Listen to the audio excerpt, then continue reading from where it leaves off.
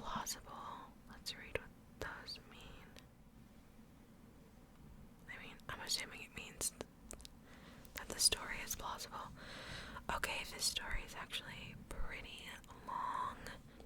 It's 2 a.m. on a Saturday. I guess technically Sunday morning. And I am home alone. So hopefully these don't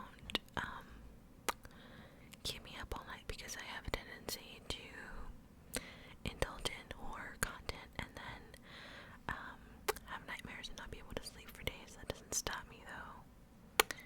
Ain't nothing gonna stop me. Alright, so this one's called The Man on the Patio. It starts with a warning. It says long post, but I recommend you read it all. Okay, so this happened when I was around 9 years old, 25 now, and it's something I will never forget. It gives me goosebumps to this day. I live in a terraced house, 4 houses combined, and my neighbors and I each have our own little patio. There's a small road 10 meters from my yard where people do their Sunday walks and so on. Only a small fence separates my small yard and patio from that road. I live in a pretty crowded area with several of these terraced houses spread around in my neighborhood, so seeing people walking on that road is pretty normal for me. Seeing random people standing on my patio is not. When I was 9, I usually got home from school about an hour before my mom got home from work. I live maybe 50 meters away from school. I have no reference for that. So my mom figured I was mature enough to be home alone for around an hour before she got home. This one day, I got home from school. I did the usual thing, which was to make sure I locked the front door and double-checked that the back door leading to the patio was also locked. I was 9. Being alone was a little scary, even though it was in the middle of the day and only for 1 hour. I then rushed to my room upstairs to play as much PlayStation as possible before my mom came home and made me do homework. Right on. While playing, I heard this noise coming from outside my window. My room was located 1 floor over the patio with a view to the road I told you about before. It was kinda like the sound of a cat, but my cat had been missing for over 3 months. That's really sad. Hope sparked, and I thought, oh my god, did he finally come back? I ran downstairs to check if it was my cat, but the sight that met me gives me goosebumps just writing this. Okay. There was a guy standing on my patio. A tall guy with black hair covering half of his eyes, making him look like a male version of the Ring women or something. Oh my god, that's actually really creepy. Oh my god, oh my god, oh my god, oh my god, oh my god. I could hear him making high-pitched sounds. Oh my god. Almost like a cat meowing. What the fuck?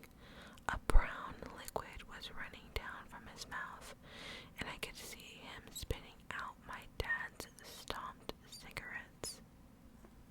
He was actually eating from the ashtray. I was frozen observing this, eventually snapping out of it, and screamed so loud that the man must have heard it. He didn't react. He kept on eating from the ashtray. I ran upstairs to my room, locked the door, and called my mom, who then called the cops. I've never been more terrified in my life. Laying in bed under my sheets, shivering with fear, as I hear these creepy, high-pitched noises from the guy eating cigarette stomps from the ashtray on my patio. I kind of blacked out for a moment, because the next thing I remember is the police arriving on the road by my yard. stuff like, "What are you doing? Get over here, we will come down and arrest you," and so on. He didn't respond, but the high-pitched sounds was more frequent and louder. I decided to look through the window, feeling safe now that the cops were there. I could see 2 police officers standing by my fence, one man and a woman. I did not see the creepy man, however, because he was standing directly 1 story under me and my field of view. The police jumped the fence, and I remember hearing the creepy guy screaming louder than anything I've ever heard before. He charged the female police officer with full force, and he fucking knocked her out cold. The male officer then immediately tased the guy, leaving him shaking on the ground, screaming still. The policeman struggled to keep him on the ground while putting handcuffs on him, but eventually made it. After a while, he managed to wake up the female police officer, who seemed to be badly hurt. He called for backup and an ambulance, and then he sees me standing in the window above him. The expression on my face must have been something else, because he just looked at me and said, "I sure as hell hope you didn't see all that." I started to cry. But this time, neighbors started to arrive, wondering what the hell was going on. One of my neighbors, an elderly woman, made me come down, and she took care of me until my mom came back home. The police took the creepy guy with them in the car and left. Before they left, they promised to come back and talk to us about what had happened. This is where the story takes an unexpected turn. The male police officer came back later that night and sat down with me and my mom to talk. He explained that the guy on my patio was actually diagnosed with severe autism. He had escaped a facility where mentally challenged people lived, located around 5 kilometers from where I live. Again, no reference for that. Also, okay. He explained that the guy had actually been living in my house 5 years ago, but he had been forced to move when his mom, his only caretaker, died. The poor guy probably thought he would find his mom in my house. He missed the routines, and he missed living there with his mom. The police had to move him from the house that time 5 years ago because he was extremely strong. From what I heard, he had extreme tensions in the body because of the autism, making his muscles grow stronger and stronger throughout the years. I've never heard of that. This was the reason he reacted the way he did when the police came that day. Still frightened, I told the police officer that he needed to make sure this would never happen again. He promised it wouldn't.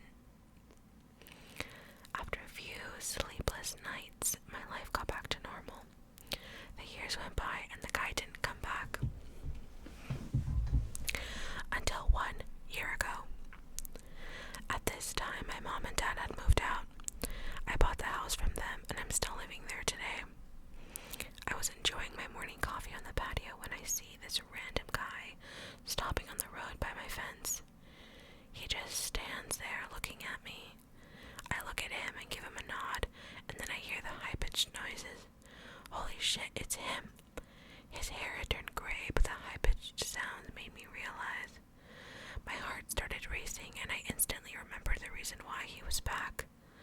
I realized that he must have managed to escape again. Because I kept my cool a bit longer than when I was 9, I started to realize how sorry I felt for the guy. 16 years later, and he was back to look for his mom. I decided to carefully ask him if he wanted to come down to the patio. He instantly jumped the fence. I started to think he would knock me out like he did to the police officer. He didn't. He smiled. He looked at me and smiled. I offered him to sit down. He didn't respond. I offered him to come inside. He started laughing. We went inside. His face lit up, pure joy. He was home. It reminded him of the life he had with his mom. It almost made me tear up. All of a sudden, he sat down on my couch, turned on my TV, and switched directly to cartoons. I observed him for a while. He was just completely focused on the cartoons. I just wanted him to enjoy the moment, so I didn't say anything to him. I realized I had to call the facility and let them know. The caretakers arrived 10 minutes later, and after a lot of convincing, he got back up crying, and they went to the facility. I called the facility 2 days later. We made a deal. His name is Tom, and I now consider Tom my friend. Every Sunday from the day he returned, Tom and his caretakers visit me to watch cartoons. They say it's the highlight of his week. It makes my heart warm. Now, for several years, my thoughts were, let's not meet guy on my patio eating from the ashtray. Now my thoughts are, let's meet every Sunday to watch cartoons, my friend Tom. Ooh, okay, I was not expecting that.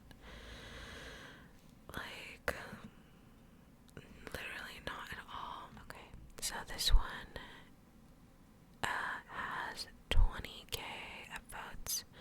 The title is My Brother Saw a Ghost as a Kid. 2 decades later, I realized what he actually saw. Okay.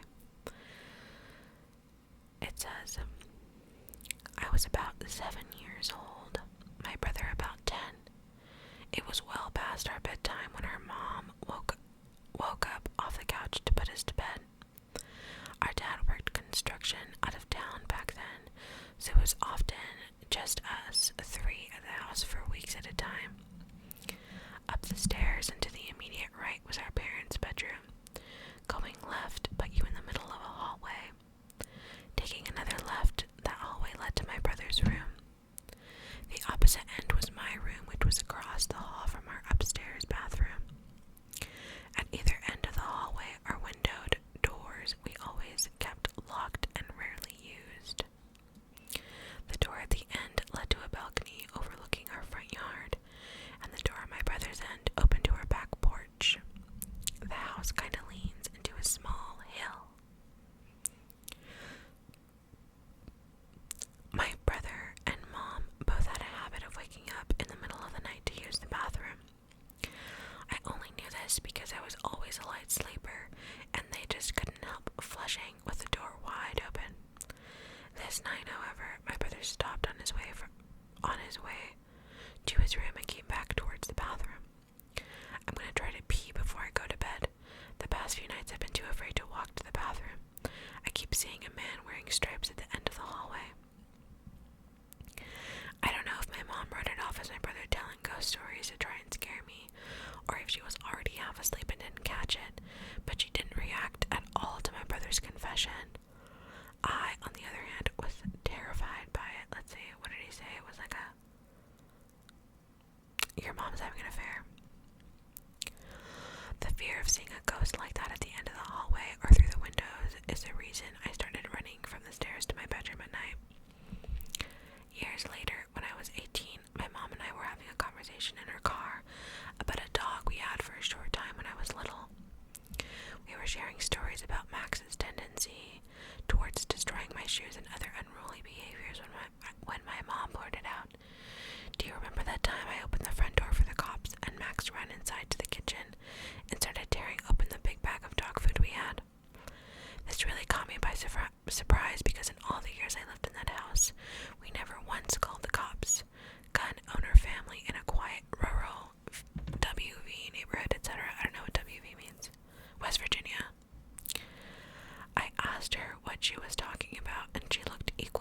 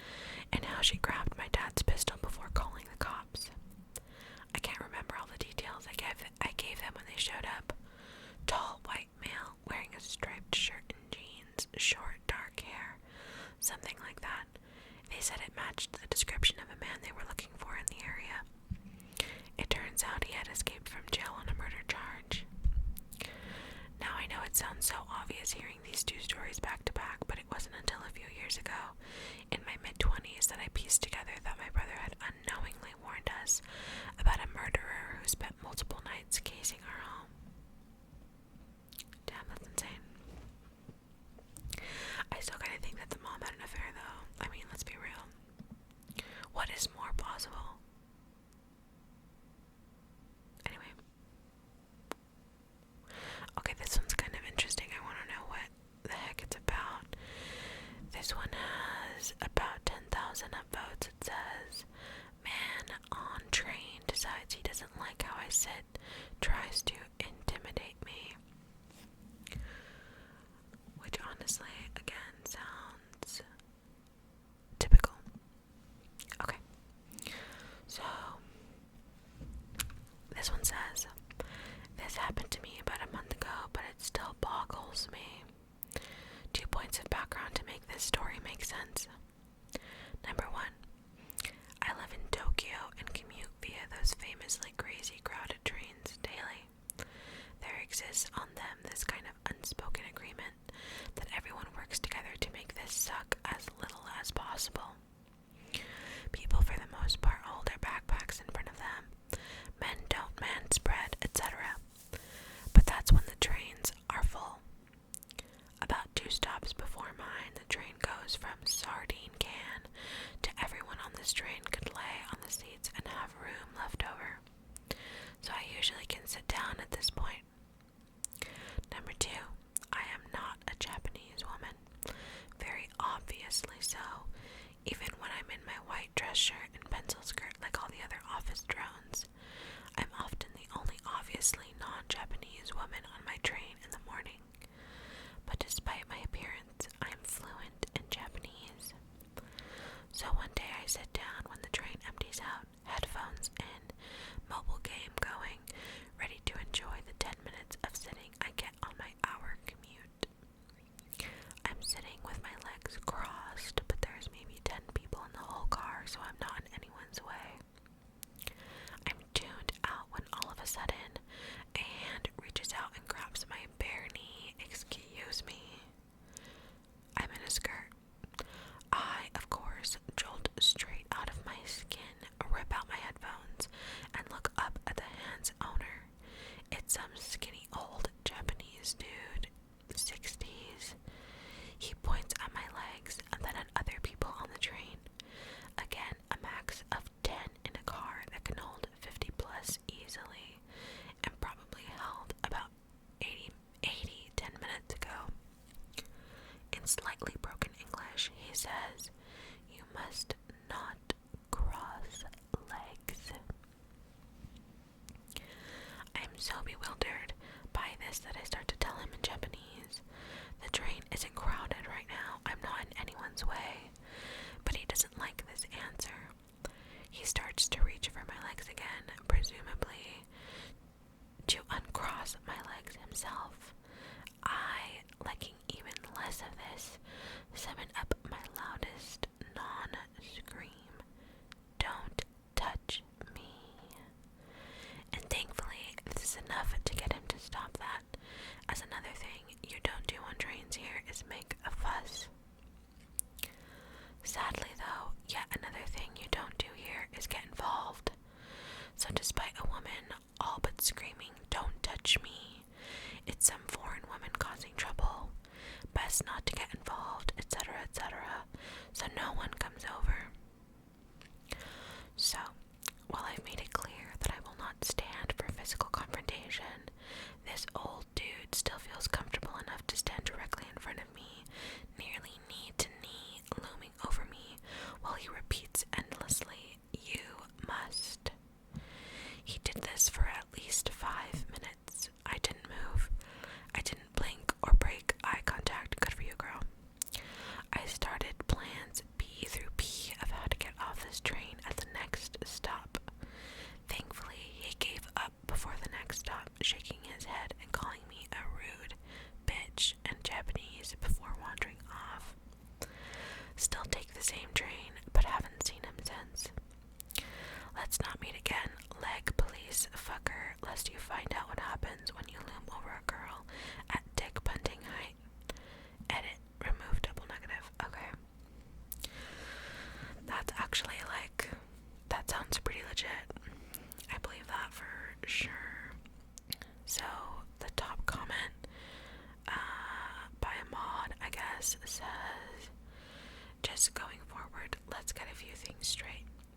crossing your legs in Japan is technically more impolite, but no one actually gives a flying fuck outside of formal events, especially on a train, especially in Tokyo of all places. Unless, of course, you are impeding movement during rush hour, which doesn't seem to apply in this scenario, but that's pretty common etiquette around the world. However, even if it is, impolite, this does not give anyone the right to reach over and grab someone to physically make them conform. Number 3. Japan is full of odd quirks and rules, but please don't take this as the norm for those who have not been to Japan. Japanese are, overall, fairly friendly or helpful, even to foreigners. Sure, you're going to get an asshole every once in a while, but that doesn't mean the whole country is rotten. So let's not go on a circle jerk about how Japan sucks and all that nonsense. Number 4. Anyone else who gives the "but it's the culture" or "you should have known better" bullshit excuses are getting perma-bans. There's way too much BS in this thread. Just because it's culture doesn't make certain behaviors automatically excusable, unless you guys are also okay with women being treated as subhuman and child marriages. Number 5. Also another reminder that advocating violence one way or another is a no-go. That's valid. Another comment says, I admire your backbone in this story. Wouldn't have thought any less of someone for avoiding the confrontation altogether. Yeah, that one's really weird, I guess. Yeah, honestly, I thought these were going to be like scarier or paranormal. But I guess Let's Not Meet is more of like an open bag. The description of the subreddit says, a place to read. What's that noise?